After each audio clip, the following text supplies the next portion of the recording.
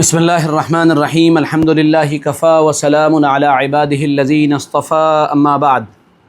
اعوذ باللہ من الشیطان الرجیم بسم اللہ الرحمن الرحیم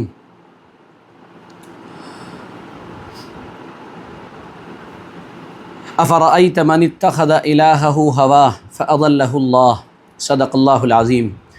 وقال رسول اللہ صلی اللہ علیہ وعلی آلہ واصحابہ وسلم انما الاعمال بالنیات او کما قال صلی اللہ علیہ وسلم اللہم صل علی سیدنا مولانا محمد وعلی آل سیدنا مولانا محمد وبارک وسلم اللہم صل علی سیدنا مولانا محمد وعلی آل سیدنا مولانا محمد وبارک وسلم یا رب صل وسلم دائما ابدا علی حبیبک خیر الخلق کلہم۔ محترم طلباء اور سامعین، اس پروگرام کا مقصد بنیادی طور پر کسی کی برائی نہیں ہے، بلکہ اس بات کا ذکر کرنا ہے کہ اگر کسی شخصیت کی کچھ اس کی اپنی زندگی کے اندر باتیں یا افکار رہے ہوں جس کے ذریعے سے دوسرے متاثر ہوئے ہیں، تو یہ ہماری ذمہ داری ہے اور علمی دیانت ہے کہ ہم اس کا تذکرہ کریں۔ یہ تذکرہ کرنا غیبت میں شامل نہیں ہے، بلکہ جو لوگ اس شخصیت سے متاثر ہیں ان کو حقیقت سے آگاہ کرنا ہے، اور جو لوگ دین اور عقیدے کے میدان میں کام کر رہے ہیں ان کو اس شخصیت کی غلط اور منحرف فکر سے بچانا ہے۔ ذکر آج ہے سر سید احمد خان کا، کیونکہ آج 17 تاریخ ہے اور ان کا یوم پیدائش آج بڑی دھوم دھام کے ساتھ منایا جاتا ہے۔ خاص کر ہمارے علی گڑھ مسلم یونیورسٹی کے اندر تو یہ دن کسی عید سے کم نہیں مانا جاتا ہے، بلکہ کچھ لوگ عید کے چاند کی تصویر بھی اپنے اسٹیٹس پر چسپاں کرتے ہیں تاکہ وہ یہ ظاہر کریں کہ ہماری عید آنے والی ہے۔ ہم سر سید احمد خان کے سلسلے میں اپنے اس مختصر سے پیغام میں 12 باتوں کا ذکر کریں گے۔ وہ باتیں ترتیب وار ہوں گی اور ان میں جہاں موقع ملے گا حسب ضرورت کچھ چیزوں کو اضافہ کر دیا جائے گا، اور ہر ایک بات حوالے کے ساتھ کہی جائے گی یا اس کا التزام کیا جائے گا کہ وہ بات حوالے کے ساتھ سامنے آئے۔ دیکھیے، کسی بھی شخصیت کے 2 پہلو ہوتے ہیں۔ ایک پہلو وہ ہے جو اس کی زندگی کا، جس کا تعلق اس دنیاوی زندگی سے ہوتا ہے، سوشل ریفارم سے ہوتا ہے، سماجی زندگی سے ہوتا ہے، اور ایک پہلو وہ ہے جو دینی ہوتا ہے، مذہبی ہوتا ہے، یا اس کے عقیدے کے تعلق سے ہوتا ہے۔ چونکہ ہم دینی اعتبار سے ایک محنت میں لگے ہوئے ہیں اور عقیدہ یہ ہماری محنت کا مرکز اور محور ہے، اس لیے ہم ان دونوں باتوں میں ان افکار کا ضرور جائزہ لیں گے، ان چیزوں کا ضرور ذکر کریں گے، بلکہ انہی پر ہمارا فوکس رہے گا جن کا تعلق براہ راست دین سے ہے۔ اگر کسی شخصیت کے اندر یہ گمراہی والی چیزیں پائی جا رہی ہیں تو ہم اس کو گمراہی کہیں گے، چاہے اس نے دنیا میں کتنا بھی بڑا انقلاب برپا کیوں نہ کر دیا ہو۔ جہاں تک سر سید کا تعلق ہے تو سر سید کے تعلق سے ایک بڑی بنیادی بات ہماری فکر کے سب سے بڑے ترجمان حکیم الامت حضرت مولانا اشرف علی تھانوی رحمۃ اللہ علیہ نے فرمائی ہے۔ حضرت نے فرمایا ہے کہ اپنی ٹکسالی زبان میں فرمایا کہ قوم کا مخلص تھا، طبیعت میں کجی تھی، برا ہوا جو دین میں دخل دیا، بھلا دین وہ کیا جانے جس نے پڑھائی صرف مختصر المعانی تک کی ہو۔ یہ ایک جملہ ہے اور اس جملے کے اندر ہمارا پورا مدعا کلیئر ہو گیا ہے کہ ایک طرف تو سر سید کی وہ محنت ہے جس کو ان کے ماننے والے، ان کے معتقدین، ان سے متاثر لوگ دنیا بھر میں پیش کرتے ہیں اور یہ کہتے ہیں کہ سر سید نے بڑا کام کیا ہے۔ بے شک ہم اس پر بھی تبصرہ کریں گے کہ ان کا کام کیا تھا اور اس کی اصل بنیاد کیا تھی، اور وہ کام کس رخ پر جا رہا تھا، اور پھر وہ کام صحیح رخ پر کیسے آیا اور بچا کیسے، اس پر بھی بات کریں گے۔ لیکن ہمارا فوکس بنیادی طور پر سر سید کی زندگی کے ان پہلوؤں سے رہے گا جن پہلوؤں کا تعلق براہ راست دین سے ہے۔ اصل میں سر سید احمد خان کے ماننے والے جب کسی جگہ پھنستے ہیں تو ان کا ایک یہ عذر لنگ ہوتا ہے، یہ بڑا ایک یعنی جسے کہا جائے ایک سافٹ کارنر لوگوں کا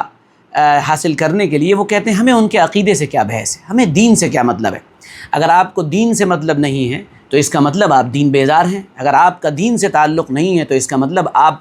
دین کو اہمیت نہیں دے رہے ہیں، اگر آپ دین سے تعلق نہیں رکھتے تو آپ گویا کہ یہ ظاہر کر رہے ہیں کہ دین آپ کی زندگی میں پرائرٹی نہیں ہے، حالانکہ ہر ایک ایمان والے کی زندگی میں دین پرائرٹی ہے، اللہ پرائرٹی پر شامل ہے، رسول اللہ صلی اللہ علیہ وسلم پرائرٹی پر شامل ہے۔ تو اب ہم یہ اپنی تمہید کے بعد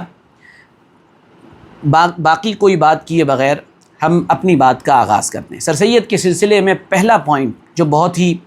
اہم ہے، جس کو سمجھ لینا چاہیے کہ چونکہ ان کی پیدائش 17 اکتوبر 1817 میں ہوئی تھی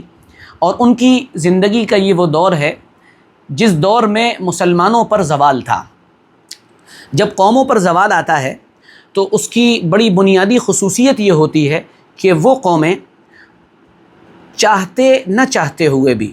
خواہی نہ خواہی، وہ مرعوب ذہنیت کے اندر مبتلا ہو جاتی ہیں، یعنی وہ اپنے اوپر حملہ کرنے والوں سے متاثر ہو جایا کرتی۔ یہ قوموں کا مزاج ہے، اور یہی مزاج قوموں کے ساتھ شخصیات کا بھی ہے، لوگوں کا بھی ہے، افراد کا بھی ہے، پرسنالٹیز کا بھی ہے کہ وہ بھی اسی طرح متاثر ہو جایا کرتی۔ سر سید کی زندگی کا بنیادی پہلو اور سب سے پہلا جو پہلو ہے وہ یہ ہے کہ وہ مغربی دنیا سے، مغربی کلچر سے، انگریز سے اور سامراجی قوتوں سے اور ان کے علم و فکر سے بری طرح مرعوب ہو چکے تھے۔ میں آگے حضرت مولانا علی میاں ندوی رحمۃ اللہ علیہ کا ایک اقتباس نقل کروں گا۔ دیکھیے حضرت مولانا علی میاں صاحب نے کتنے نپے تلے انداز میں بچتے ہوئے بھی کیا کچھ نہیں کہہ دیا ہے۔ اسی لیے سر سید احمد خان اپنے بارے میں یہ بات لکھتے ہیں، بلکہ اس کو نقل کیا گیا ہے، اور یہ ایک کتاب ہے لائل محمڈنس آف انڈیا، اس کے صفحہ نمبر 13 اور 14 پر باقاعدہ یہ لکھا ہوا ہے کہ وہ یہ کہتے ہیں کہ میں اپنی گورنمنٹ کی خیرخواہی اور سرکار کی وفاداری پر کمر باندھ چکا ہوں۔ آگے یہاں تک لکھا ہوا ہے کہ وہ اپنے انگریز حکمراں کی اور ان کی میم کی صبح سے شام تک ہتھیار باندھ کر نگرانی کیا کرتے تھے۔ انہوں نے کہا ہم نے ہتھیار بھی نہیں کھولے ان کے لیے۔ تو یہ ان کی مروبیت کا ایک پہلا مظہر ہے جو میں سمجھتا ہوں کہ وہ بہت آگے تک پھر ان کو لے گیا ہے۔ دوسرا پہلو ان کی زندگی کا یہ ہے جس کو ایک مصنف ہیں سید عبداللہ صاحب، انہوں نے اپنی کتاب کے اندر نقل کیا ہے۔ وہ یہ فرماتے ہیں کہ روایات سے بغاوت سر سید کے ہاں انتہا کو پہنچی ہوئی تھی، یعنی جو اسلامی نریشن ہے وہ اس میں اس کے انکار کو، یعنی اس سے انکار ہی نہیں، اس سے بغاوت کو گویا کہ اپنی زندگی کا شاید وتیرہ بنا چکے تھے۔ اور میں آپ لوگوں کو پہلے بھی دروس کے اندر یہ بتا چکا ہوں، دین اپنی اصل میں ایک خبر ہے، اور خبر دینے والا اگر صحیح ہوتا ہے تو اس خبر کی تصدیق کرنا یہ ہماری ذمہ داری ہے، ہمیں اسے ماننا پڑے گا، ہم اسے غلط نہیں کہہ سکتے ہیں۔ تو دین جب اپنے اندر ہی ایک خبر ہے تو پھر جب خبر دینے والے سچے ہیں اور وہ نریشن صحیح ہے اور صحیح راویوں کے ساتھ ہم تک پہنچائے تو اسے ماننا یہ پھر ہماری مجبوری ہے، یعنی ہمیں اس کو مان لینا ہی چاہیے اور اس کے سامنے سر جھکا لینا ہی چاہیے۔ اسی کا نام عبدیت ہے، اسی کا نام بندگی ہے، اسی کا نام اللہ کے سامنے سرنڈر کر دینا ہے۔ سر سید احمد خان کے بارے میں جو بہت اہم بات جو مولانا علی میاں ندوی رحمۃ اللہ علیہ، جو کہ تمام حلقوں میں بڑے مقبول اور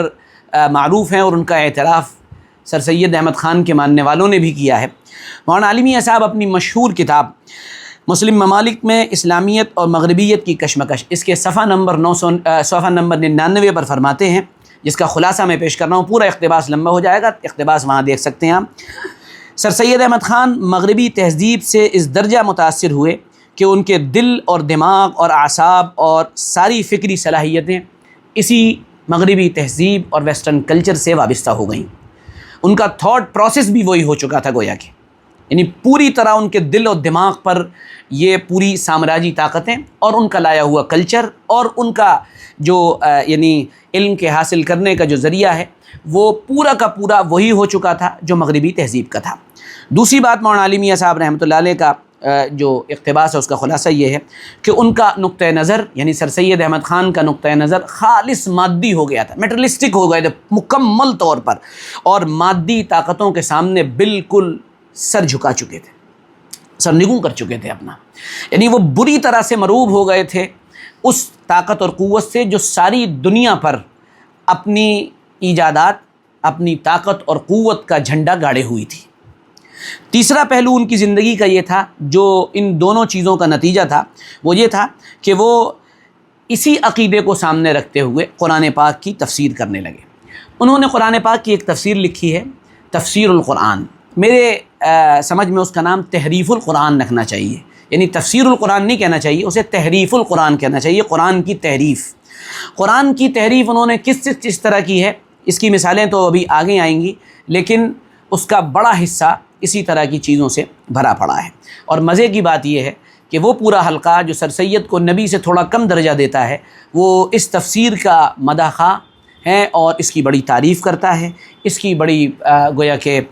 فضائل اور مناقب بیان کرتا ہوا ہم کو نظر آتا ہے۔ افسوس ہے ان لوگوں پر۔ چوتھی بات جو مولانا علی میاں صاحب کی بحث کا خلاصہ ہے وہ یہ ہے کہ عربی زبان اور لغت کے جو اصول اور قواعد ہیں ان سب کو انہوں نے ترک کر دیا تھا، اور اجماع اور تواتر کے خلاف وہ اپنی باتیں کہتے تھے، لگاتار لکھتے تھے، اور یہ ساری باتیں کہنے میں ان کو کوئی بھی باک نہیں تھا۔ یہ مولانا کے اقتباس کا خلاصہ ہے جو میں نے آپ کے سامنے پیش کر دیا، جبکہ مولانا پورے ہمارے ملک کے اندر، بلکہ ملک میں کیا بیرون ملک، بہت ہی یعنی سافٹ ہارٹ والے مانے جاتے ہیں، وہ جلدی کھل کر کسی پر بہت زیادہ نہیں لکھتے ہیں، لیکن یہاں تقریباً مولانا نے ساری باتیں عرض کر دی ہیں۔ جب ان کے ساتھ یہ سارا مسئلہ پیش آیا تو ان کی زندگی کے اندر آگے والی چیزیں اپنے آپ پیدا ہوتی چلی گئیں، اور یہ وہ باتیں تھیں جن باتوں کو سن کر، جو باتیں آپ کے سامنے آنے والی ہیں، ان باتوں کو سن کر آپ اگر حساس دل رکھتے ہوں گے، اور اگر آپ کا دل ایمان اور ایمانیات سے کچھ بھی مس رکھتا ہے، تو آپ یقین جانیں کہ آپ کو رات کو نیند نہیں آئے گی، اور نیند آ بھی جائے تو آپ بار بار سوچتے رہیں گے کہ یا اللہ، ہم ایک آدمی کے بارے میں کیا سوچتے تھے اور وہ کیا کچھ نکلا۔ میں ان کے اب ان عقائد کا تذکرہ آپ کے سامنے کرنے جا رہا ہوں۔ اس سلسلے میں جو ہماری یہ 5ویں نمبر کی بات ہے، آپ اس کو کاؤنٹ کر لیے گا، میں آگے بتاتا چل رہا ہوں۔ ان کا یہ ماننا تھا کہ جو پرانی کتابیں ہیں، یعنی توریت، زبور، انجیل، یعنی بائبل جسے کہا جاتا ہے، اولڈ ٹیسٹمنٹ ہو، نیو ٹیسٹمنٹ ہو، ان کا فرمانا یہ تھا کہ ان میں تحریف نہیں ہوئی ہے۔ وہ یہ کہتے تھے یہ محرف نہیں ہے، ان کے اندر تحریف نہیں ہوئی ہے، اور یہ بات انہوں نے اپنی اسی تفسیر القرآن، جس کا نام میں نے تحریف القرآن رکھا ہے، اس کے صفحہ نمبر 4 جلد نمبر 1 پر نقل کی ہے۔ فرماتے ہیں میں اس بات کا قائل نہیں ہوں کہ یہودیوں اور عیسائیوں نے اپنی کتب مقدسہ میں تحریف لفظی کی ہے، اور نہ علماء محققین اس بات کے قائل تھے۔ یعنی علماء محققین کو تو چھوڑ دیجئے، یہ کہہ رہے ہیں میں الفاظ میں تبدیلی کا قائل نہیں ہوں، توریت میں، زبور میں، انجیل میں، اور آپ اس کے مقابلے میں قرآن دیکھ لیے، یحرفون الکلم عن مواضعہ، قرآن کہہ رہا ہے کہ یہودیوں کا کام تھا کہ وہ الفاظ کو بدل دیا کرتے تھے، الفاظ میں تحریف کر دیا کرتے تھے۔ تو یعنی قرآن یہ کہہ رہا ہے کہ ان کی کتابیں محرف ہیں، اور ایک سے زیادہ اس کے ثبوت موجود ہیں، اور آپ کو دیکھنا ہو تو حضرت مولانا رحمۃ اللہ کیرانوی صاحب رحمۃ اللہ علیہ کی کتاب ہے قرآن سے بائبل تک، اس پر جسٹس تقی عثمانی صاحب رحمۃ اللہ علیہ نے بھی دامت برکاتہم نے بھی کام کیا ہے، اللہ حضرت کا سایہ تادیر ہمارے سروں پہ قائم رکھے، انہوں نے بھی اس پہ کام کیا ہے۔ اس میں آپ دیکھیے، اس میں انہوں نے الفاظ کی جو غلطیاں ہیں یا کمی اور زیادتی اور تحریف ہے اس کو بھی گنایا ہے، معنی کے اندر جو تحریف کی ہے اس کو بھی گنایا ہے، بہت لمبی لمبی فہرستیں ہیں، اس کو آپ دیکھ سکتے ہیں۔ لیکن ہمارے محترم سر سید احمد خان فرما رہے ہیں کہ میں اس کا قائل نہیں ہوں، گویا کہ وہ کہنا یہ چاہ رہے ہیں کہ قرآن یہاں پر غلط ہے، میں زیادہ صحیح ہوں، قرآن نے جو کہا ہے وہ صحیح بات نہیں ہے، درست نہیں ہے، میرا تجزیہ زیادہ بہتر ہے۔ ان کی زندگی کے اندر یا ان کی زندگی کے جو پہلو ہیں، جو عقائد میں ان کی گڑبڑیاں ہیں اور جو خرابیاں ہیں، اس کا اگلا پوائنٹ یہ ہے کہ جس کا تعلق براہ راست خدا سے، یعنی اللہ جو ہماری زندگی کا سب سے بڑا آبجیکٹ ہے، یعنی اللہ جو ہماری زندگی کا سب سے اہم ترین اثاثہ، سرمایہ، سب کچھ ہے اللہ ہمارے لیے، جس کے بارے میں جناب رسول اللہ صلی اللہ علیہ وسلم نے دعا مانگی ہے، اللہم انی اسألک حبک، اے اللہ میں آپ سے آپ کی محبت مانگتا ہوں، ہے نا۔ وہ اللہ جس نے اپنے بارے میں کہا ہے والذین آمنوا اشد حبا للہ، ایمان والے تو ہوتے ہی وہ ہیں جو اللہ سے محبت کرتے ہیں۔ یعنی جہاں ہم کو یہ ذہن دیا گیا ہے، جہاں عظمت سکھائی گئی ہے، بڑائی سکھائی گئی ہے، کبریائی سکھائی گئی ہے، اللہ کا نام لینے کا طریقہ اور سلیقہ سکھایا گیا ہے، وہاں پر سر سید احمد خان لکھ رہے ہیں، اور میں ان کے ساتھ علیہ الرحمہ جان بوجھ کر نہیں لگا رہا ہوں،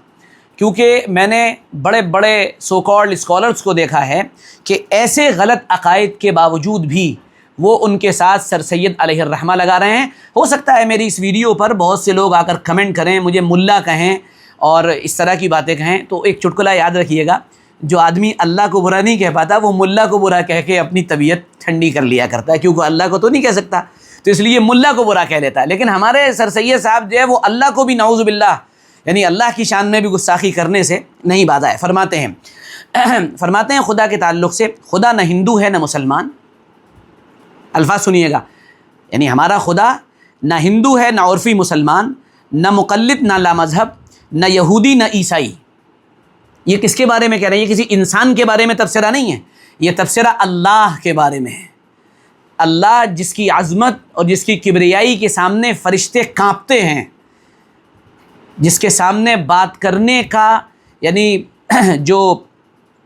ایک انسان کے اندر جذبہ ہوتا ہے یا ہمت ہوتی وہ نہیں ہوتی ہے۔ بڑے بڑے انبیاء کی، موسیٰ علیہ السلام پر اللہ کی تجلی ہی تو پڑی تھی، ایک سامنے پہاڑ پر تجلی پڑی تھی، فلما تجلی ربہ للجبل جعلہ دکا وخر موسیٰ صعقا، وہ گر گئے تھے بے ہوش ہو کر۔ یعنی اس اللہ کے بارے میں آپ سنیے، ہمارا خدا نہ ہندو ہے نہ عرفی مسلمان، نہ مقلد نہ لامذہب، نہ یہودی نہ عیسائی، وہ تو پکا چھٹا ہوا نیچری ہے۔ یہ انہوں نے مقالات سر سید صفحہ نمبر 147 جلد نمبر 15 یہ باقاعدہ اس کے اندر فرمایا۔ یعنی اب آپ سوچ لیے کہ جو آدمی اللہ کے تعلق سے اس طرح کی باتیں اپنے ذہن میں رکھتا ہو وہ کس حد تک جا چکا ہوگا یا وہ کہاں تک پہنچ چکا ہوگا۔ آگے چلیے، ان کی زندگی کا اگلا پہلو، ایمانیات میں ہمارے یہاں آمنت باللہ، ایمان لایا میں اللہ پر، وملائکتہ، فرشتوں پر ایمان لایا۔ فرشتوں کے تعلق سے سنیے، فرماتے ہیں جن فرشتوں کا ذکر قرآن میں آیا ہے ان کا کوئی اصلی وجود نہیں ہو سکتا ہے۔ یعنی جو فرشتے جن کا ذکر قرآن میں آیا ہے ان کا کوئی اصلی وجود نہیں ہو سکتا ہے، اور یہ بات بھی انہوں نے تفسیر القرآن کے اندر صفحہ نمبر 49 جلد نمبر 1 پر فرمائی ہے۔ یعنی اس کا مطلب یہ ہوا کہ یہ امت 1400 سال تک جن عقائد پر چلتی چلی آ رہی ہے ان عقائد کی بیخکنی کا کام گویا کہ شیطان نے ان سے لیا ہے۔ یعنی فرشتے ہمارے ایمانیات کی بنیاد ہیں، وہ اس کارگاہ ہستی میں اللہ رب العزت کی طرف سے اللہ کے احکامات کو امپلیمنٹ کرنے والے ہیں۔ تو جب ان کے سامنے یہ باتیں آئیں تو انہوں نے فوراً اس کا جواب یہ دیا کہ میرا مطلب یہ ہے کہ فرشتے جو ہیں وہ کچھ الگ طرح کی پاورز ہیں، ان کا جسم نہیں ہے، ان کا جسم نہیں ہے، جبکہ ہمارا عقیدہ ہے کہ فرشتے نورانی مخلوق ہیں اللہ کی، اللہ نے ان کو نور سے پیدا کیا ہے اور وہ اللہ کے نافرمان نہیں ہے۔ لا یعصون اللہ ما امرہم ویفعلون ما یؤمرون، وہ اللہ کی نافرمانی نہیں کرتے۔ چلیے فرشتوں کے بارے میں تو آپ نے سن ہی لیا، اب شیطان کے بارے میں بھی سن لیے حضرت نے کیا فرمایا ہے۔ اب شیطان کو تو کیا ہندو کیا مسلمان کیا کافر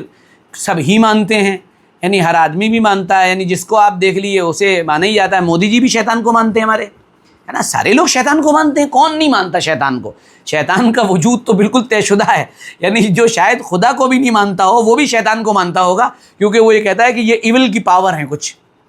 تو شیطان کے بارے میں فرماتے ہیں میں شیطان کے وجود کا تو قائل ہوں لیکن وہ انسان ہی کے اندر موجود ہے، خارج عن الانسان کوئی چیز نہیں ہے۔ یعنی شیطان ہے لیکن شیطان کا اپنا کوئی وجود نہیں ہے،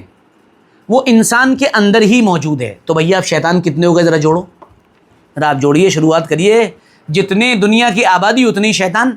حالانکہ صاف صاف قرآن پاک میں اللہ تعالیٰ نے جہاں شیطان کا مکالمہ نقل کیا ہے وہاں پر آپ دیکھیں گے شیطان اللہ سے براہ راست کہہ رہا ہے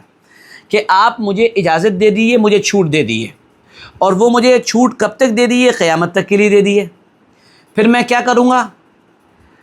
شیطان کہہ رہا ہے وَلَأُضِلَّنَّهُمْ، میں ان کو گمراہ کروں گا،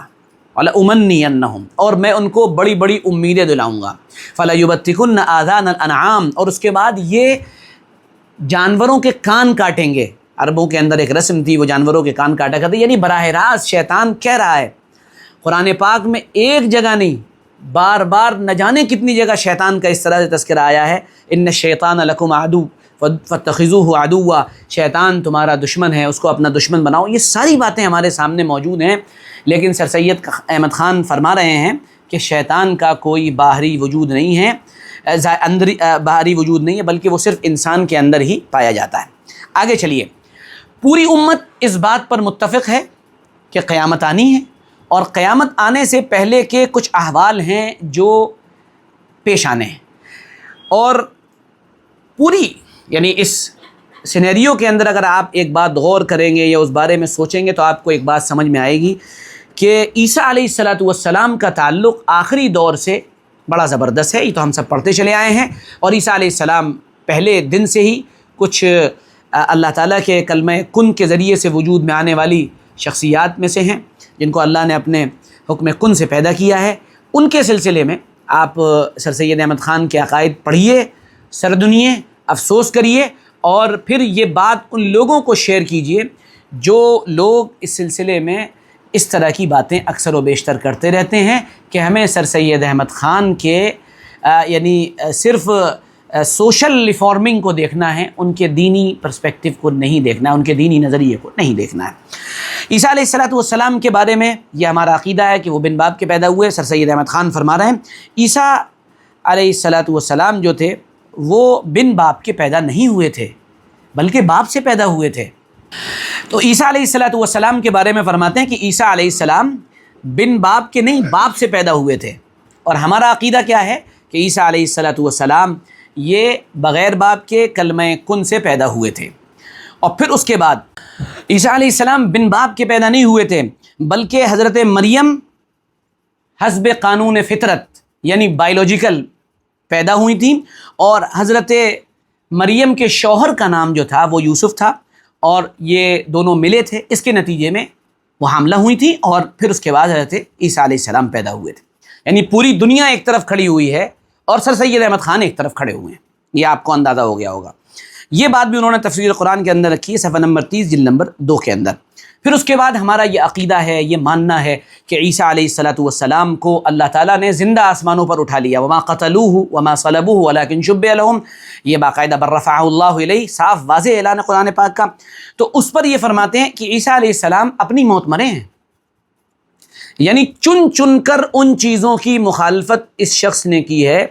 جس چیز پر یعنی پورے دین کا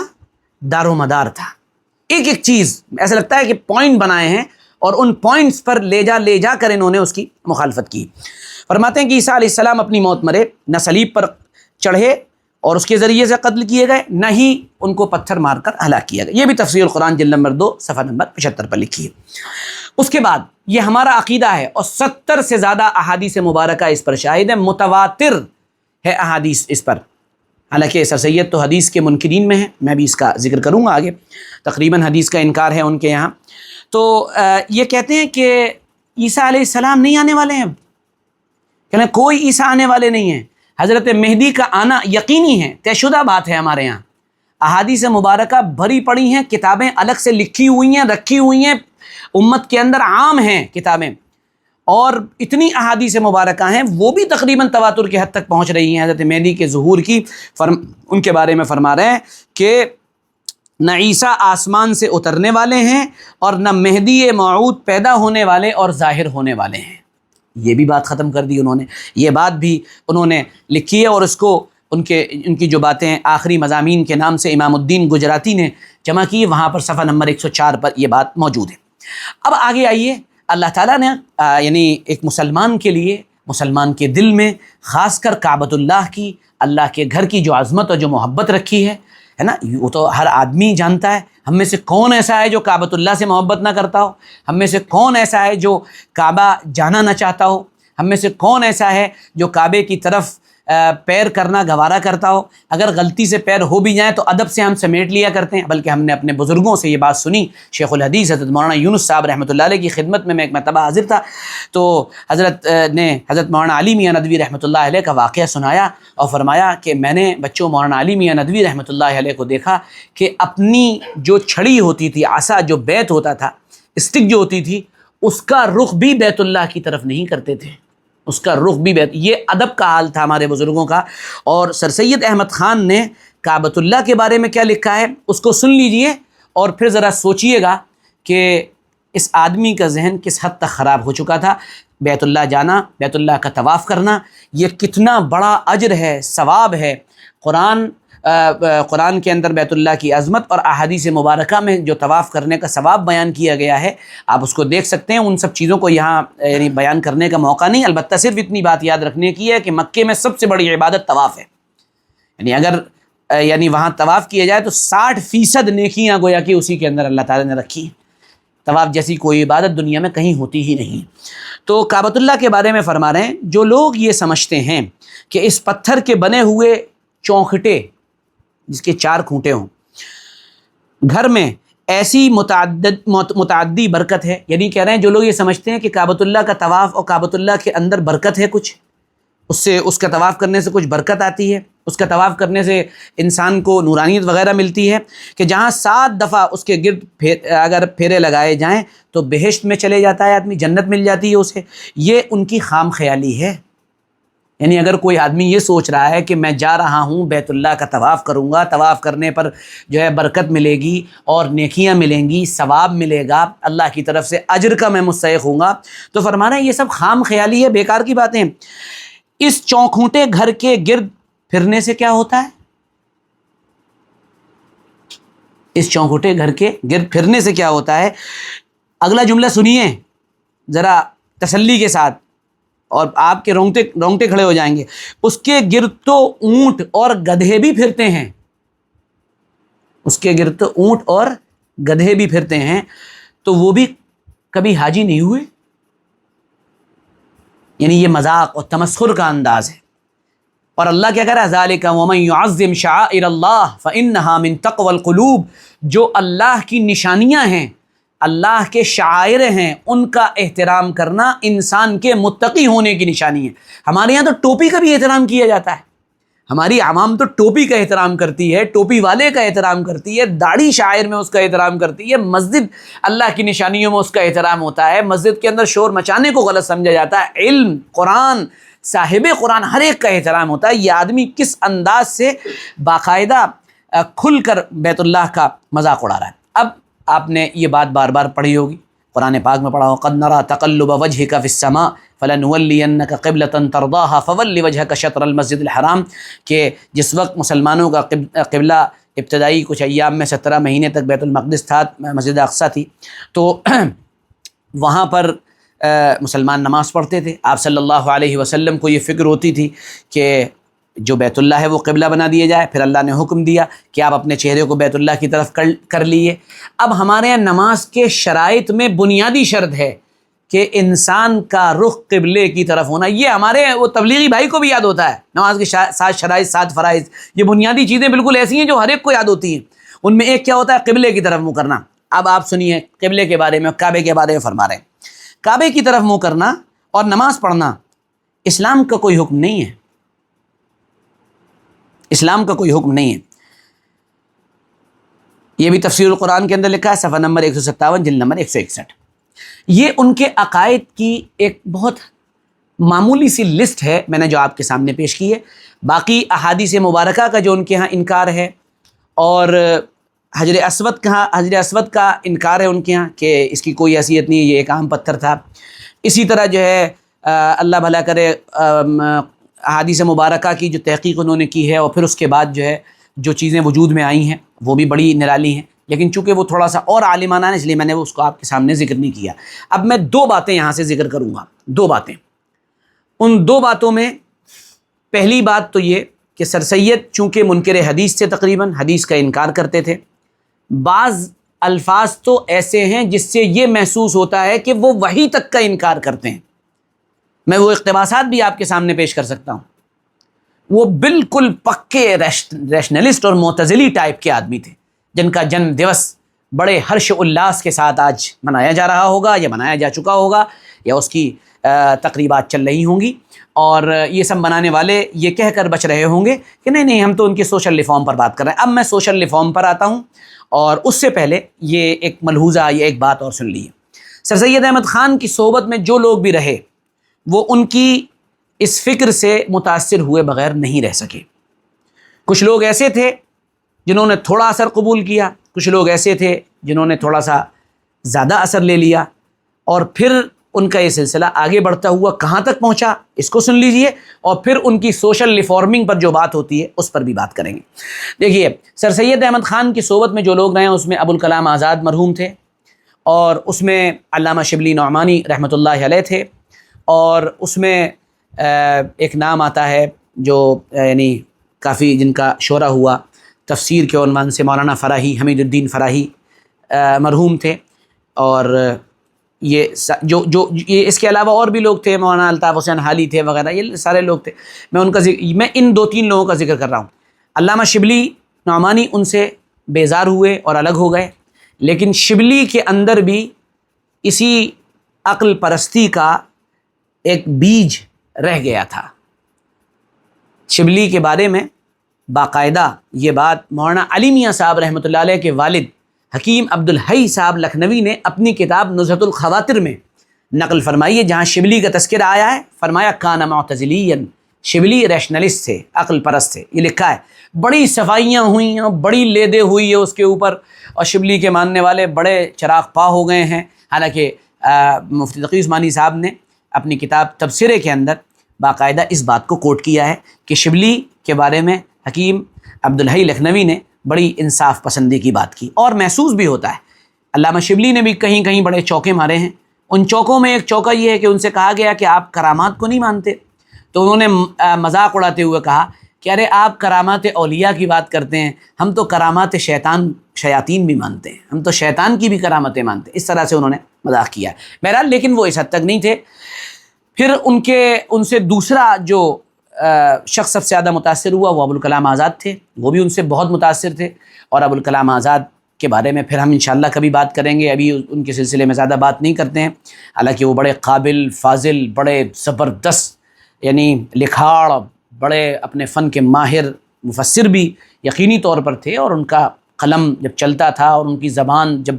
گویا ہوتی تھی تو ظاہر سی بات ہے اللہ تعالیٰ نے ان کو عجیب و غریب صلاحیتوں سے نوازا تھا۔ بہت سی ان کی کتابیں ہیں، ان کو پڑھا جا سکتا ہے۔ ان کی کتاب تذکرہ بڑی شاندار کتاب ہے، اگر آپ اردو ادب سیکھنا چاہتے ہیں آپ اسے دیکھ سکتے ہیں۔ ان کی کتاب تذکرہ بڑی شاندار کتاب ہے۔ ان کی کتاب غبار خاطر اسے پڑھ سکتے ہیں آپ۔ ترجمان القرآن میں سورہ فاتحہ کی جو تفسیر ہے اسے پڑھ سکتے ہیں۔ رب العالمین کی جو تفسیر انہوں نے لکھی ہے وہ آپ دیکھیں کیسے انہوں نے اللہ کی ربوبیت کو ثابت کیا، لیکن بہرحال وہ پھر بھی بہت سی جگہوں پر انہوں نے انحراف کیا ہے، اور وہ پھر انشاءاللہ کسی موقع پر اس سلسلے میں بات کریں گے۔ ایک اور شخصیت جو ان سے بہت زیادہ متاثر ہوئی، اگرچہ اس کے ماننے والے کہتے ہیں کہ وہ متاثر نہیں ہوئے، وہ تھے علامہ حمید الدین فراہی۔ ہم ان پر بھی کسی وقت انشاءاللہ تفصیل سے بات کریں گے۔ فراہی گروپ جو ہے، پورا فراہی گروپ جو ہے، فراہی گروپ کے اندر یہ بات بہت سمجھ لینے کی ہے کہ ان میں اکثر لوگ جو ہے مدرسۃ الاصلاح سرائے میر کے پڑھے ہوئے ہوتے ہیں، یا مدرسہ فلاح المسلمین جو ہے میرے خیال میں اعظم گڑھ کے اندر ہے، وہاں کے پڑھے ہوئے ہوتے ہیں۔ یہ حضرات اکثر مولانا مودودی سے متاثر ہوتے ہیں یا علامہ حمید الدین فراہی سے متاثر ہوتے ہیں۔ اب آپ کے لیے تو شاید یہ نام اتنے اجنبی نہ ہو، کیونکہ میں آپ لوگوں کے سامنے تو یہ سب باتیں اس طرح کی کرتا رہتا ہوں۔ ان پر بھی انشاءاللہ کسی وقت بہت تفصیل سے ڈیٹیل میں انشاءاللہ ہم بات کریں گے۔ البتہ علامہ حمید الدین فراہی جو واقعی بڑے بے نفس آدمی تھے اور بڑے زبردست قرآن کے ماہر تھے، کوئی انکار نہیں۔ قرآن ان کی گویا کہ فکر کی جولانگاہ تھی، اس میں بہت غور و خوض کیا، انہوں نے بڑی محنتیں کی ہیں اس کے اندر انہوں نے، اور ان کی تفسیر نظام القرآن باقاعدہ آج موجود بھی ہے، اردو میں ترجمہ بھی ہو گیا ہے۔ ان کے اس وقت کے ہندوستان میں جو سب سے بڑے ترجمان ہیں وہ عبید اللہ فہد فلاحی صاحب ہیں، ہے نا، وہ اپنے آپ کو مودودی بھی کہتے ہیں اور اپنے آپ کو فلاحی بھی کہتے ہیں، وہ یعنی فراحی بھی کہتے ہیں، قابل فاضل آدمی ہیں، ان کی بھی بہت سی کتابیں موجود ہیں، ہم نے ان کی فکر کا بھی مطالعہ کیا، پھر انشاءاللہ کبھی ذکر کریں گے۔ تو علامہ حمید الدین فراحی ان سے متاثر تھے، اگرچہ ان کے ماننے والے کہتے ہیں متاثر نہیں تھے، تھوڑا سا الگ بھی تھے، حالانکہ کچھ واقعات یہ بتاتے ہیں کہ مکمل وہ سر سید سے متاثر نہیں تھے، لیکن بہرحال وہ اثر ان کے اندر آ گیا تھا۔ انکار حدیث کی جو بو آئی ہے حمید الدین فراحی صاحب میں اور ان کے پورے مکتبہ فکر میں، وہ انکار نہیں کرتے ہیں، ان کا پورا مکتبہ فکر جو ہے، جو ان کا پورا ایک حلقہ ہے، وہ انکار نہیں کرتا، وہ تخفیف حدیث کرتا ہے، حدیث پاک کا استخفاف ان کے یہاں پایا جاتا ہے۔ میری بات نہیں ہے، یہ بات ڈاکٹر اکرم ورک نے لکھی ہے اور ان کی کتاب میرے پاس موجود ہے، متون حدیث پر موجودہ دور کے نوجوانوں کے شبہات، اس طرح کر کے ان کی کتاب ہے، وہ پڑھیے، بڑی قابل قدر کتاب وہ ماشاءاللہ لکھی گئی ہے۔ حمید الدین فراحی صاحب سے سب سے زیادہ متاثر، یعنی متاثر کہیے کیا، ان کے براہ راست شاگرد مولانا امین احسن اصلاحی ہوئے۔ امین احسن اصلاحی صاحب کے بارے میں بس ایک بات بتا دوں یہاں پر میں، امین احسن اصلاحی صاحب جو تھے وہ بالکل آخر دور کا ان کا ایک واقعہ بتا دوں کہ ان سے ملنے کے لیے پاکستان کے ایک مفتی ہیں، مفتی سعید احمد خان، ان کی ویڈیوز بھی آتی رہتی ہیں، بہت عالم فاضل قابل آدمی ہیں، وہ ان سے ملنے کے لیے تشریف لے گئے، وہ یا کوئی اور عالم ملنے گئے، بہرحال وہ گئے ملنے کے لیے۔ تو امین احسن اصلاحی صاحب نے ان سے کہا کہ کاش مجھے زہری مل جاتا، ابن شہاب زہری جو امام بخاری رحمۃ اللہ علیہ کے استاد ہیں، ایک طرح سے بہت بڑے آدمی ہیں، کہ وہ مجھے مل جاتا تو میں اس کا گلا دبا دیتا۔ یعنی ایک اتنا بڑا آدمی جو حدیث کی بنیاد ہے، اس کے بارے میں یہ ان کا ملفوظ ہے۔ آخری دور میں وہ بھی بالکل منکر حدیث ہو چکے تھے، قرآن پر انہوں نے کام کیا ہے، تدبر قرآن ان کی تفسیر ہے، انشاءاللہ کبھی اس پر بات ہوگی۔ پھر یہ جو سلسلہ ہے یہ کہاں جا کر رکا؟ ابھی تو آپ نارمل ہیں۔ امین احسن اصلاحی کے شاگرد ہیں جاوید احمد غامدی پاکستان میں، جاوید احمد غامدی جو پاکستان میں جو ہر چیز، جو آداب قبر کے منکر ہیں، جو داڑھی رکھنے کو ضروری نہیں مانتے ہیں، جو موسیقی کو جائز قرار دیتے ہیں، جو جنت میں 2 سے زائد حوروں کو نہیں مانتے اور نہیں تسلیم کرتے ہیں، جو سود اور انٹرسٹ کو جائز قرار دیتے ہیں، جو جہاد کو ختم قرار دیتے ہیں کہ جہاد منسوخ ہو گیا تھا، وغیرہ وغیرہ جو باتیں ہیں، یہ ساری فکر سر سید احمد خان سے چل کر ان کا وہ جو توارث تھا، ان کی جو ہیریڈیٹی تھی، وہ ہوتے ہوتے ہوتے یہاں تک پہنچی کہ اب اس فکر کے ترجمان غامدی صاحب ہیں اور وہ باقاعدہ پوری دنیا کے اندر اپنی فکر کی ترویج کر رہے ہیں اور اپنی فکر کو پھیلا رہے ہیں۔ اب وہ بات کہ جو ان کی مدح میں کی جاتی ہے سر سید احمد خان کی، صاحب انہوں نے علی گڑھ یونیورسٹی بنا دی، انہوں نے علی گڑھ یونیورسٹی بنا دی۔ اس بات کو کرنے سے پہلے مجھے پہلے میں ایک شعر پڑھ دوں، وہ آپ لوگوں کو یاد ہوگا، میرے ساتھ دہرائیے گا۔ اللہ سے کرے دین، کیا ہے؟ اللہ سے کرے دور تو تعلیم بھی فتنہ، اللہ سے کرے دور تو تعلیم بھی فتنہ، اولاد بھی املاک بھی جاگیر بھی فتنہ، باطل کے لیے اٹھے شمشیر تو فتنہ، شمشیر کیا نعرہ تکبیر بھی فتنہ۔ سمجھ میں آ رہی بات؟ تو اللہ سے کرے دور تو تعلیم بھی فتنہ، یعنی اگر تعلیم اور علم ہمیں اللہ سے دور کرتا چلا جا رہا ہے تو پھر وہ ہمارے لیے کارآمد نہیں ہے، وہ تو ہمارے لیے آزمائش ہے، وہ تو ہمارے لیے پکڑ کا سبب ہے۔ یہودیوں کے پاس کم علم تھوڑی تھا، مثل الذین حملوا التوراۃ ثم لم يحملوها كمثل الحمار يحمل اسفارا، ایسا تھا، ایسا ہے علم، اگر اس طرح کا علم ہو جو اللہ سے دور کر رہا ہے تو ایسا ہے جیسے گدھے کے اوپر کتابیں لاد دی گئی ہیں، بوجھ لدا ہوا ہے اس کے اوپر، اب وہ کیا جانے۔ تو اصل بنیادی بات جو ہمارا یہ سارا تعلیمی میدان میں کام کرنے والا طبقہ سر سید احمد خان کے تعلیمی کارناموں کو بڑھا چڑھا کر پیش کرتا ہے، اس کا پس منظر بھی اگر سمجھ لیا جائے تو خوب اچھی طرح بات سمجھ میں آ جائے گی۔ اس میں 2 پوائنٹ میں بتاؤں گا آپ کو کیا فرق ہے ہمارا اور سر سید احمد خان کی محنت کا۔ وہ ملک کے اندر تعلیم لائے، تعلیم انگریز لا چکے تھے، ملک کے اندر انہوں نے یونیورسٹی قائم کی، جو مومڈن کالج کے نام سے جو بنایا گیا وغیرہ، اس کے اندر جو کچھ ہو رہا ہے اور جو وہ اس سے پہلے ہو رہا تھا وہ سب اپنی جگہ پر۔ لیکن پہلا پوائنٹ آپ اس پہ اپنے پاس نوٹ کر لیجیے، ہمارے والد صاحب زیدہ مجدو اس وقت علی گڑھ یونیورسٹی میں پڑھتے تھے اور وہ عینی شاہد ہیں اس وقت کے جس وقت دنیا پر کمیونزم کا حملہ ہوا تھا اور علی گڑھ مسلم یونیورسٹی پوری اس کمیونزم کے سیلاب میں بہتی چلی جا رہی تھی. اور اس بات کو یہاں کہنے سے کوئی باک نہیں ہے ہمیں کہ اس کمیونزم کے سیلاب کو روکنے کے لیے اللہ تعالیٰ نے علی گڑھ یونیورسٹی کے اندر تبلیغ کا جو کام شروع کروایا ہے، اس نے علی گڑھ یونیورسٹی کو اس گمراہی کے سیلاب میں بہہ جانے سے روک دیا. ورنہ یہ جتنے ملحد، ایتھیس، دہریے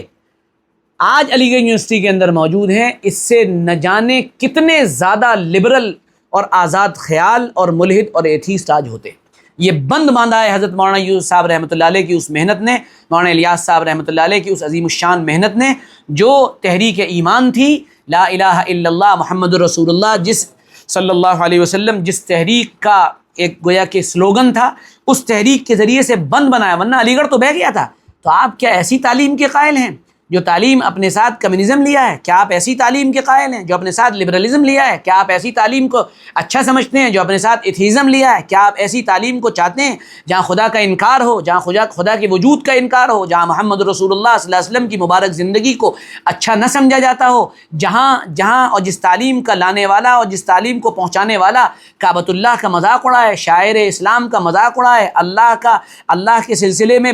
اوچھی اور بدترین قسم کی جو ہے وہ ٹپڑیاں کرے؟ یہ تعلیم اس کے ذریعے سے، کیا آپ اس تعلیم کے ذریعے سے اس طرح کے نسل پیدا کرنا چاہ رہے ہیں؟ اگر تبلیغ نہ ہوتی تو یقینی طور پر علی گڑھ یونیورسٹی اس سیلاب میں بہہ چکی ہوتی. اور ہاں، دوسرا نام اس سلسلے میں لینے کا ہے مولانا سید ابو العلا مودودی رحمۃ اللہ علیہ کا، کہ انہوں نے اور ان کی تحریروں نے اس وقت کمیونزم پر باقاعدہ ایک بند باندھا ہے. پوری طاقت اور قوت کے ساتھ جو انہوں نے لکھا ہے، اور کمیونزم کے خلاف جو ان کی تحریریں ہیں، اور اسلام کے معاشی نظام کو جو انہوں نے پیش کیا ہے دنیا کے سامنے، اس نے ایک بہت بڑا بند باندھا جس کے ذریعے سے علی گڑھ یونیورسٹی بچ گئی. ورنہ یہ سارے کے سارے بہہ کر چلے جاتے کسی لبرل پارٹی کے اندر، یہ ہو جاتے سیکولر، جیسا کہ آج ہیں. جو پوزیشن عام طور پر یونیورسٹی کی ہے، جو لوگ تبلیغ میں یا کسی دینی تحریک میں جڑے ہوئے وہی بچے ہوئے ہیں. ورنہ سٹے لگانے کے علاوہ اور بیٹھ کر چائے پینے کے علاوہ اور ہلڑ اور ہنگاموں کے علاوہ کوئی کام زیادہ ان کے پاس بچا نہیں ہے. میں یار جا کے دیکھ لیے، میری ملاقات ہے، میرے ملنے والے ہیں، میرے بہت قریبی وہاں کے پروفیسران بہت ایسے ہیں، ان سے پوچھیے جا کے کہ اندر کا سسٹم کیا ہے، ان سے پوچھیے جا کر کہ اندر کیا ہو رہا ہے، ان سے پوچھیے جا کر کہ کیسے بیوروکریٹس حاوی ہیں، ان سے پوچھیے جا کر کیسے 2 کوڑی کا کلرک ایک جو ہے پروفیسر کو ڈیل کر رہا ہے. یہ ہے آپ کی علی گڑھ یونیورسٹی. یہ ساری چیزیں بہرحال یہ تو پھر اس ایک طرف بات چلی جائے گی، ہم اس طرف نہیں جانا چاہتے ہیں. ہم آپ سے یہ کہنا چاہتے ہیں کہ وہ جو بچے، وہ اس بنیاد پر بچے کہ تبلیغ نے اور دین اور ایمان کی حمیت رکھنے والوں نے اپنی محنتوں کا رخ ادھر کر دیا، اس نتیجے میں یہ لوگ بچ گئے، ورنہ یہ بھی چلے جاتے. دراصل احسان تبلیغ کا اور ان علماء کا ہے جنہوں نے آپ کو اپنی محنتوں اور مساعی کے ذریعے سے اللہ کے حکم سے بچا لیا. دوسری بات، بنیادی فرق یہی تھا سر سید احمد خان اور حضرت مولانا محمد قاسم نانوتوی رحمۃ اللہ علیہ کی محنت میں. آپ ان خطوط کو پڑھیے. آپ اگر ذوق ہو، شوق ہو پڑھنے کا، ویسے تو ذوق شوق ختم ہو چکا ہے پڑھنے پڑھانے کا، اب ذوق رہ گیا ریل چلانے کا، یوٹیوب دیکھنے کا، فیس بک چلانے کا، یہ رہ گیا ہے. میں تو کہتا ہوں آپ فیس بک پر میرا بیان بھی مت سنیے، بالکل صاف بات. آپ پڑھیے، مطالعہ کیجئے، یہ ہے اصل بنیاد، یہ آپ کی بنیاد ہونی چاہیے. تو اگر ذوق و شوق ہو تو 2 کتابیں پڑھیے. ایک سوانح قاسمی پڑھیے، حضرت مولانا سید مناظر حسن گیلانی رحمۃ اللہ علیہ کی کتاب ہے، 2 جلدوں میں تقریباً 12 صفحات کے اندر ہے. اس میں پڑھیے کہ حضرت نانوتوی رحمۃ اللہ علیہ کی کیا فکر تھی اور سر سید سے ان کا بنیادی اختلاف کیا تھا. اور اگر آپ شارٹ ٹرم پڑھنا چاہتے ہیں، پڑھتے پڑھتے سر میں درد ہو جاتا ہے، 10 صفحے پڑھنے کے بعد آپ کو چائے وغیرہ پینی پڑتی ہے، نیند آنے لگتی ہے، تھوڑا سا کروٹ وروٹ بدلنے کی آپ کو ضرورت محسوس ہوتی ہے، تو پھر آپ پڑھیے مولانا اسیر ادروی صاحب کی کتاب مولانا محمد قاسم نانوتوی حیات و کارنامے. اس کے اندر پڑھیے اس خط کو، جو خط سر سید احمد خان کے خط کے جواب میں مولانا قاسم نانوتوی رحمۃ اللہ علیہ نے لکھا ہے. اس خط کا خلاصہ یہ ہے کہ سر سید احمد خان بار بار لکھ رہے تھے، تو مولانا محمد قاسم نانوتوی رحمۃ اللہ علیہ نے جواب دیا، کمال ہو گیا ہے آپ سے. میں اس کا خلاصہ ہے، الفاظ ادھر ادھر ہو سکتے ہیں، کمال ہو گیا آپ سے. میں بات کر رہا ہوں دین کو بچانے کی، میں بات کر رہا ہوں اسلام کے بچانے کی، آپ بات کر رہے ہیں مسلمانوں کے بچانے کی. یاد رکھیے، اگر اسلام بچے گا اور دین بچے گا تو مسلمان بچ جائیں گے، لیکن اگر مسلمان بچ گئے اور دین نہیں بچا تو یاد رکھیے مسلمان بھی نہیں بچ پائیں گے. یہ فکر کا خلاصہ ہے ہماری. تو سر سید احمد خان نے جو سوشل ریفارم کیا، ٹھیک ہے، مان لیا، اسے بھی تبلیغ نے اور علماء کی مساعی نے بچا لیا، ٹھیک ہے، وہ کام تھا، اس سے جو ہے تھوڑا سا ایسے لوگ افراد پیدا ہوئے جنہوں نے دنیا کے اندر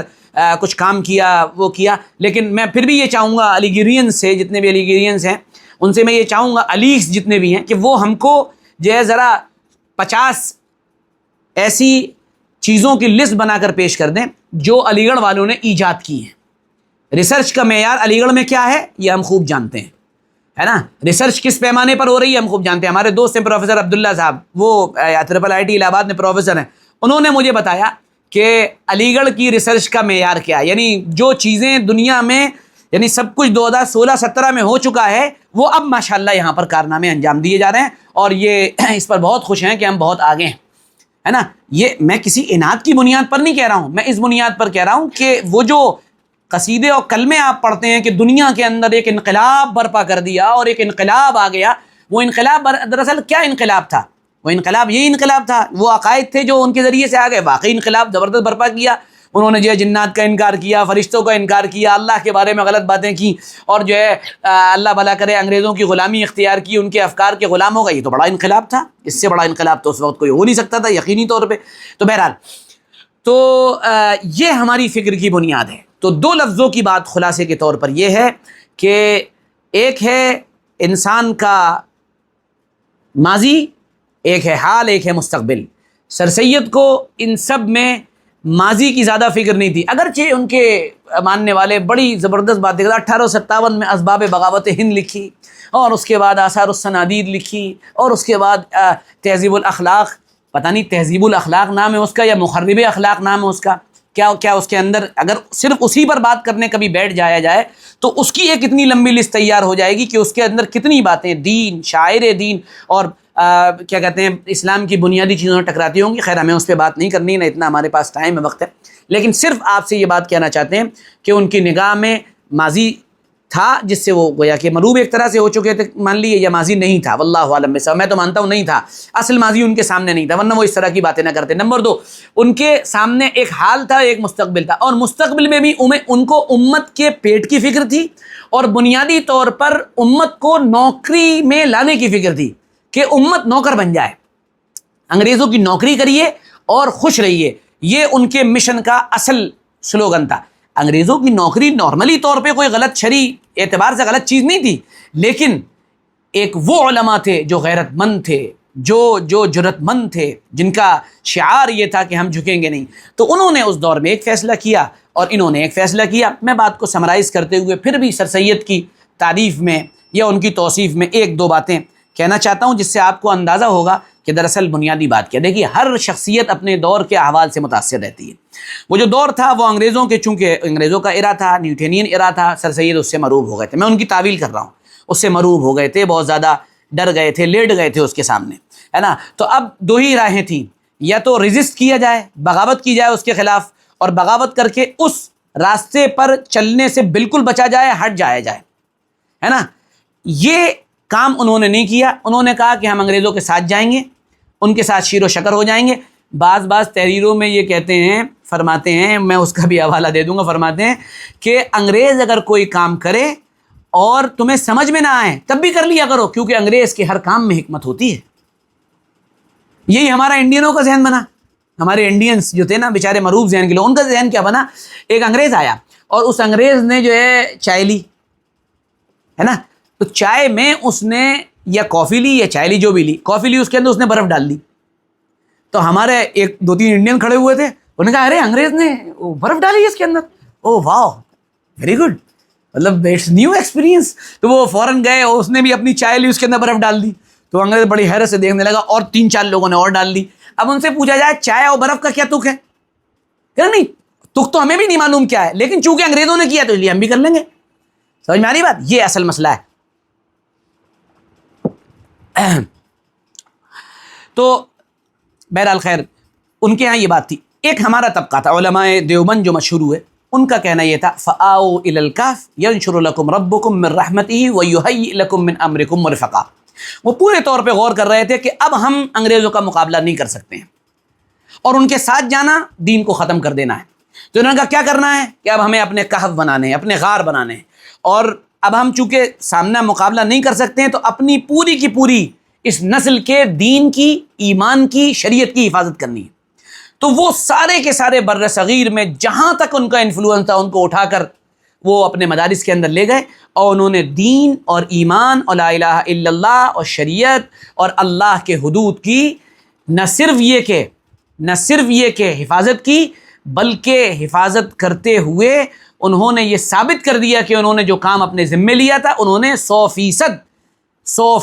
پوری طاقت و قوت کے ساتھ اس کو کر کے دنیا کو دکھایا، اور اس میں کامیاب رہے۔ جتنے مدارس، جتنے مکاتب، جتنے علماء، جتنے اللہ اللہ کہنے والے موجود ہیں، یہ سب انہی مدارس کی دین ہیں۔ جتنی خانقاہیں ہیں یہ سب انہی مدارس کی دین ہیں۔ اگر یہ نہ ہوتے، اقبال کا جملہ یاد رکھیے، جب لاہور کے اندر ایک گھر تھا، ایک مدرسہ تھا، اس کو ہٹا کر اسکول بنائے جانے کی بات کہی تھی، اقبال نے اس وقت یہ جملہ بولا تھا،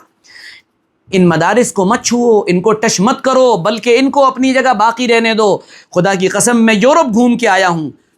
وہاں پر یہ مدارس نہیں تھے، اس کے نتیجے میں پورا کا پورا اسپین تمہارے ہاتھ سے چلا گیا۔ اسپین میں بھی یہی ہوا تھا، یہاں بھی یہی ہوا تھا۔ اسپین اور یہاں کا فرق صرف اتنا تھا کہ اس پورے کے پورے علاقے میں ہمارے اکابر علماء دیوبند نے جو قربانی دی، اور وہ اپنے آپ کو ایک کونے میں لے گئے، ایک کونے میں لے جا کر انہوں نے پوری طاقت اور قوت کے ساتھ اللہ اور اللہ کے رسول صلی اللہ علیہ وسلم کی تعلیمات کا احیا کیا۔ وہ اپنی نظیر آپ ہے، اس پر بھی بات ہونی چاہیے، اور انشاءاللہ ہم کوشش کریں گے سنیچر کے دن اپنی اس مجلس میں کسی نہ کسی شخصیت، کسی نہ کسی کتاب، کسی نہ کسی عنوان پر آپ سے مخاطب ہوتے رہیں، اور ساتھ میں یہ بات بھی کریں گے کہ اللہ تعالیٰ سے دعا ہے کہ اگر کوئی بدنیتی ہوئی ہو ہمارے اس کہنے میں تو اللہ ہمیں معاف فرمائیں، اور اللہ تعالیٰ اپنے کرم سے ہم یہی امید کرتے ہیں کہ شاید آخری دنوں میں انہوں نے کچھ اس طرح کے کلمات کہہ لیے ہوں، کچھ اس طرح کی باتیں کر لی ہوں جس سے اللہ تعالیٰ نے ان کی مغفرت فرما دی ہو، لیکن جو نقصان امت کو پہنچنا تھا بہرحال دینی اعتبار سے وہ پہنچ گیا۔ اور مجھے یہاں پر شیخ الحدیث مولانا محمد زکریا کاندلوی رحمۃ اللہ علیہ کا واقعہ یاد آ گیا۔ ان کے نواسی نے مجھے سنایا تھا کہ ایک مرتبہ شیخ رحمۃ اللہ علیہ جہاں سر سید کی قبر ہے وہاں تشریف لے گئے، اور نکل کے آئے، اور آنے کے بعد جو ہے فاتحہ پڑھی اور تھوڑی دیر جو ہے اِصال ثواب کیا، اور اس کے بعد کہا بھائی مغفرت کی دعا کرو، غلطیاں تو سب سے ہو جاتی ہیں، ہے نا، اس طرح کی بات کی۔ محسوس یہ ہوتا ہے کہ توبہ کر لی ہوگی، لیکن بہرحال ان کے دینی عقائد یہ ہیں، اور یہ ہمارے سامنے آنا چاہیے، اور یہ بالکل عذر لنگ ہے، بیکار بات ہے کہ ہمیں ان کے دین سے کیا مطلب ہے، ہمیں تو ان کی سوشل ریفارمنگ سے مطلب ہے۔ ان کی سوشل ریفارمنگ کیا تھی، ان کا انقلاب کیا تھا، یہ بھی ہم نے سامنے رکھ دیا۔ اس انقلاب پر اگر جو ہے تبلیغ اور جو ہے یہ علماء امت کی تحریریں اور ان کی کتابیں نہ آتی تو وہ انقلاب نہ جانے وہ ملٹن بن جاتا امریکہ کا، جیسے امریکہ میں ملٹن آیا ہوا نا، ایسے ہی انقلاب بنتا کہ وہ سب کو بہا کے اپنے ساتھ لے جاتا۔ اللہ سے دعا ہے، اللہ سے درخواست ہے، اللہ تعالیٰ ہمیں اپنے کرم سے، اپنے فضل سے دین کا صحیح فہم نصیب فرمائے، اور اللہ تعالیٰ اپنے کرم سے اپنے مخلص بندوں میں شامل فرما کر اللہ تعالیٰ دنیا اور آخرت کی کامیابیاں مقدر فرمائے۔ جزاکم اللہ، السلام علیکم ورحمۃ اللہ وبرکاتہ۔